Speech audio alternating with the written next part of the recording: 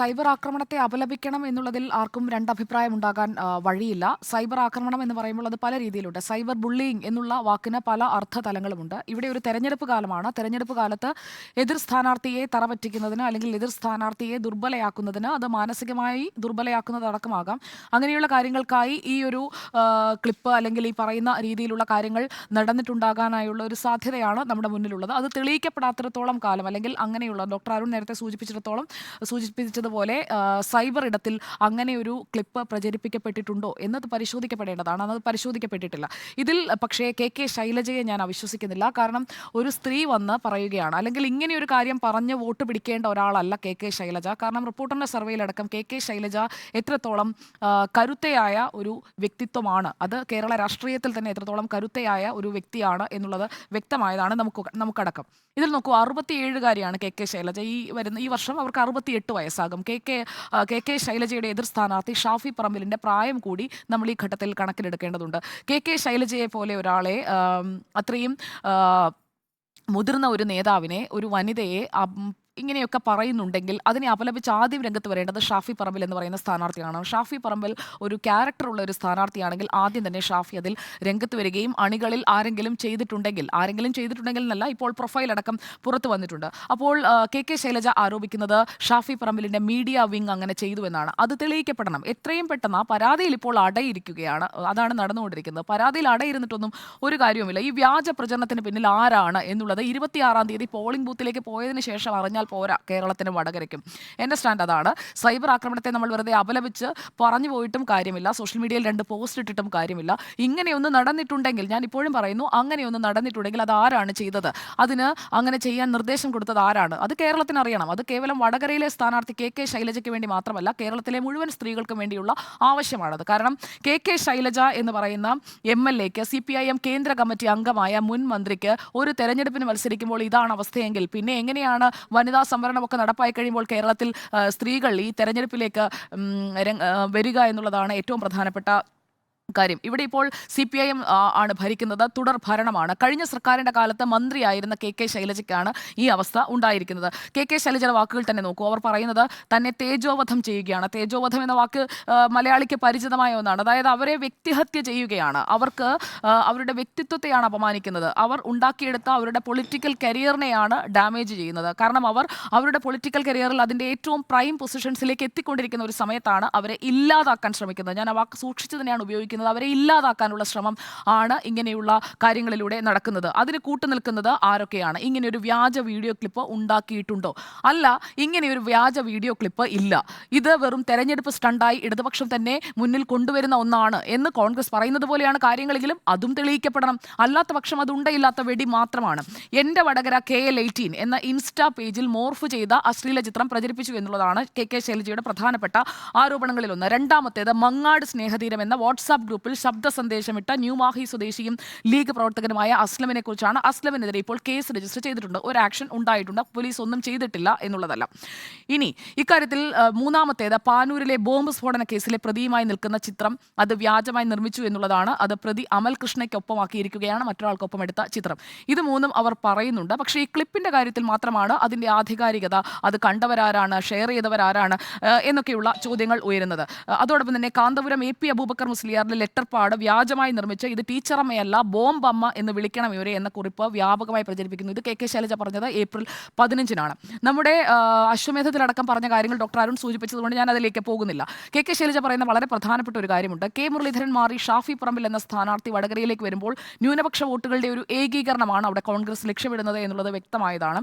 അപ്പോൾ ന്യൂനപക്ഷ സമുദായത്തിന് മുന്നിൽ കെ ശൈലജയെ മോശമാക്കുന്നതിനായിട്ടുള്ള ബോധപൂർവമായ ഒരു ശ്രമം അവിടെ നടക്കുന്നുണ്ട് എന്നുള്ള അവരുടെ ആരോപണത്തിൽ കഴമ്പുണ്ട് എന്നതാണ് എനിക്ക് തോന്നുന്നത്. കാരണം അങ്ങനെ ഒരു രീതിയിലുള്ള ഒരു പ്രചാരണം അവിടെ നടക്കുന്നുണ്ട് എന്നുള്ളതാണ് കെ ശൈലജയുടെ പ്രധാനപ്പെട്ട ആരോപണം. യൂത്ത് കോൺഗ്രസിന്റെ ജില്ലാ ജനറൽ സെക്രട്ടറി കെ ശൈലജയ്ക്കെതിരെ പോസ്റ്റ് ചെയ്തത് എന്താണ് എന്നുള്ളതിൻ്റെ സ്ക്രീൻഷോട്ടുകളടക്കം ഇപ്പോഴും പലയിടങ്ങളിലും കിടക്കുന്നുണ്ട്. ഷോബിൻ തോമസ് ചാവനാലിൽ എന്ന് പറയുന്ന പേജിൽ, അയാളുടെ പ്രൊഫൈലിൽ വന്ന കമൻറ്റ്, തയ്യൽ ടീച്ചറുടെ കഷണം ആർക്കെങ്കിലും കിട്ടിയെങ്കിൽ തരുന്നവർക്ക് സമ്മാനം തരുന്നതാണ്. അപ്പോൾ ഇങ്ങനെയുള്ള വാക്കുകൾ ഉപയോഗിക്കാൻ മടിയില്ലാത്ത യൂത്ത് കോൺഗ്രസിന്റെ ജില്ലാ ജനറൽ സെക്രട്ടറി കെ ശൈലജയ്ക്കെതിരെ എഴുതിയതാണ്. അപ്പോൾ തയ്യൽ ടീച്ചർ അല്ല അവരെന്നുള്ളതൊക്കെ നാട്ടുകാർക്ക് അറിയാവുന്ന കാര്യമാണ്. അയാൾ പറഞ്ഞതുകൊണ്ട് അവർ തയ്യൽ ടീച്ചറാകാൻ പോകുന്നുമില്ല. മാത്രമല്ല ഏത് തൊഴിലിനുമുള്ള മഹത്വത്തെക്കുറിച്ചൊക്കെ പറഞ്ഞുകൊണ്ടിരിക്കുന്ന കോൺഗ്രസ്സുകാർ തന്നെ ഇങ്ങനെയൊക്കെ പറയണം, നാണക്കേടാണ്. ഇതൊക്കെ പറയുന്നത് തിരുത്താതെ അവരെ അന്ന് പറഞ്ഞില്ലേ, അന്ന് നിങ്ങൾ മറുപടി പറഞ്ഞോ, കെ രമയെ പറഞ്ഞില്ലേ, അപ്പോൾ അന്ന് നിങ്ങൾ മറുപടി പറഞ്ഞോ, മറ്റേയാളെ പറഞ്ഞില്ലേ, ബിന്ദു കൃഷ്ണയെ പറഞ്ഞില്ലേ, അങ്ങനെ ഓരോരോ പേരുകളാണ്. മറുപടിയില്ല. ഇന്ന് വി ഡി സതീശൻ ഇരുന്നിട്ട് പറയുകയാണ് വൈകാരിക നുണപ്രചരണമാണ്, ബോംബ് രാഷ്ട്രീയം തകർന്നപ്പോൾ നുണബോംബാണ്. അങ്ങനെയാണെങ്കിൽ പരാതി കൊടുക്കാമല്ലോ. കെ ശൈലജ കള്ളം പറയുന്നു, ഷാഫി പറമ്പിലിനെതിരെ മോശമായി പറയുന്നു, യൂത്ത് കോൺഗ്രസിനെതിരെ മോശമായി പറയുന്നു, ഞങ്ങളെ തകർക്കാനാണ്. എന്താ പരാതി കൊടുക്കാത്തത്? പരാതിയില്ല.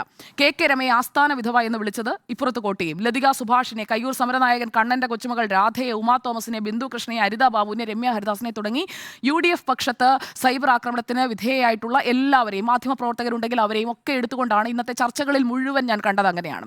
അതൊന്നുമല്ല ഇവിടുത്തെ വിഷയം. ഇവിടെ കെ ശൈലജയെ ഈ രീതിയിൽ അപമാനിച്ചിട്ടുണ്ടോ, തേജോവധം ചെയ്തിട്ടുണ്ടോ? പോയിന്റ് എന്ന് പറയുന്നത് വളരെ ക്ലിയർ ആണ്. വടകരയിലെ സ്ഥാനാർത്ഥിയായ കേരള രാഷ്ട്രീയത്തിൽ സ്വന്തം കഴിവുകൊണ്ട് ഉയർന്നു വന്നിട്ടുള്ള കെ ശൈലജയെ പറഞ്ഞിട്ടുണ്ടോ ഇല്ലയോ എന്നുള്ളതാണ് ഇവിടെ അറിയേണ്ടത്. അങ്ങനെ തേജോവധം ചെയ്തിട്ടുണ്ടെങ്കിൽ, അവർ പറയുന്ന വാക്കാണ്, അങ്ങനെ ചെയ്തിട്ടുണ്ടെങ്കിൽ അതിന് കുറ്റക്കാരായവർ ശിക്ഷിക്കപ്പെടേണ്ടതാണ്.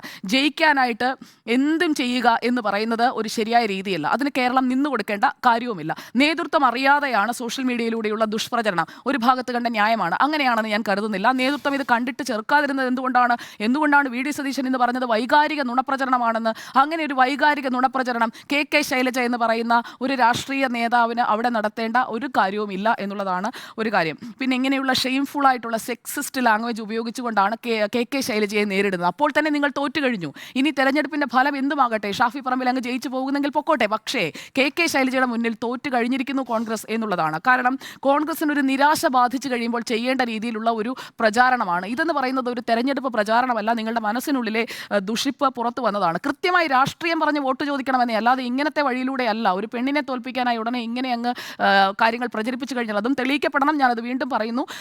ഇങ്ങനെ കൃത്യമായി രാഷ്ട്രീയം പറഞ്ഞ ഒരു തെരഞ്ഞെടുപ്പ് കാലത്ത് വോട്ട് ചോദിക്കണം. അല്ലാതെ ഇവിടെ CPIM ചെയ്യുന്നത് എന്താണ്? CPIMന്റെ ഭാഗം കൂടി പറയാം. CPIM ചെയ്യുന്നത് ഈ പരാതി അത് കൃത്യമായി പരിശോധിക്കാനുള്ള ഒരു സംവിധാനം ഒരു സർക്കാർ തന്നെ ഇടതുപക്ഷത്തിൻ്റെതാണ്. അപ്പോൾ അതിൽ കൃത്യമായി അന്വേഷിച്ച് ഇന്നത്തെ ഇന്റർനെറ്റ് ആക്സസ് ഇത്രയുമുള്ള സംവിധാനങ്ങൾ ഇത്രയും വിപുലമായ ഒരു കാലത്ത് കൃത്യമായി അന്വേഷിച്ച് കണ്ടെത്താനൊന്നും ഒരുപാട് സമയമൊന്നും വേണ്ട.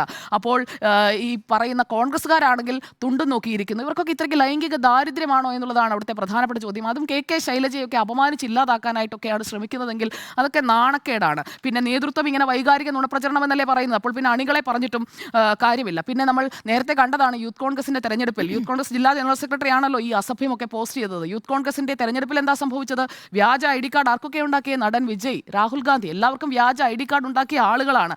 അപ്പോൾ അതൊക്കെ യൂത്ത് കോൺഗ്രസിൽ പെട്ടവരാണെന്ന് കണ്ടെത്തിയതാണ്, അവർക്കെതിരെ കേസെടുത്തതാണ്. അപ്പോൾ യൂത്ത് കോൺഗ്രസ് തെരഞ്ഞെടുപ്പ് കാലത്ത് കണ്ടതിൻ്റെ ഒരു തുടർച്ചയായിട്ടുള്ള വ്യാജന്മാർ വീണ്ടും രംഗത്തിറങ്ങിയിരിക്കുന്നു എന്നുള്ളതാണ് ഇതിലെ ഏറ്റവും പ്രധാനപ്പെട്ട കാര്യം. മുഖമില്ലാത്തവർ ചെയ്യുന്നു എന്നതിലേക്ക് ചുരുക്കിക്കെട്ടാൻ കഴിയില്ല. പിന്നെ ഒരു കാര്യം കൂടിയുണ്ട്. ഇന്ത്യ മുന്നണിയിൽപ്പെട്ട രണ്ട് കക്ഷികളാണ് ഇടതുപക്ഷവും കോൺഗ്രസും എന്ന് പറയുന്നത്. അപ്പോൾ പരസ്പരം ഇങ്ങനെ ഇകഴ്ത്തി കാണിക്കുന്ന ഇവരാണോ ഇന്ത്യയെ നിർമ്മിക്കാൻ ഇറങ്ങി പുറപ്പെടുന്നത്? അല്ലെങ്കിൽ രാജ്യത്തെ നിലനിർത്താനായി ഞങ്ങളാണ് ഇതെല്ലാം ചെയ്യാൻ പോകുന്നത് എന്ന് പറഞ്ഞുകൊണ്ട് നിൽക്കുന്ന ആളുകൾ പരസ്പരമുള്ള ബുള്ളിയിങ് എങ്കിലും ആദ്യം നിർത്തണം എന്നുള്ളതാണ് ഇതിലെ പ്രധാനപ്പെട്ട കാര്യം. അല്ലാതെ ഇങ്ങനെ കഷണം ചോദിച്ച് നടക്കുക, ഇവിടെ പറയുമ്പോൾ നിങ്ങളും പറഞ്ഞില്ലേ എന്ന് പറയുന്നു. ഇങ്ങനെ കെ ശൈലജയ്ക്കെതിരെ ചെയ്തിട്ടുണ്ടെങ്കിൽ ആ സൈബർ ആക്രമണത്തെ അപലപിക്കുക മാത്രമല്ല അതിനെതിരെ കേസെടുക്കുകയും അതിന് പിന്നിൽ പ്രവർത്തിച്ചവർ, അത് അങ്ങേയറ്റം വരെ വലിയ നേതാക്കൾ വരെ ഉണ്ടെങ്കിൽ, വൈകാരിക നുണപ്രചരണം എന്നൊക്കെ പറയുന്ന ആളുകൾ വരെ അതിന്റെ അറ്റത്തുണ്ടെങ്കിൽ ആ അറ്റം വരെ പോകണം കേരള പോലീസ്, ആഭ്യന്തര വകുപ്പ്, പിണറായി വിജയൻ.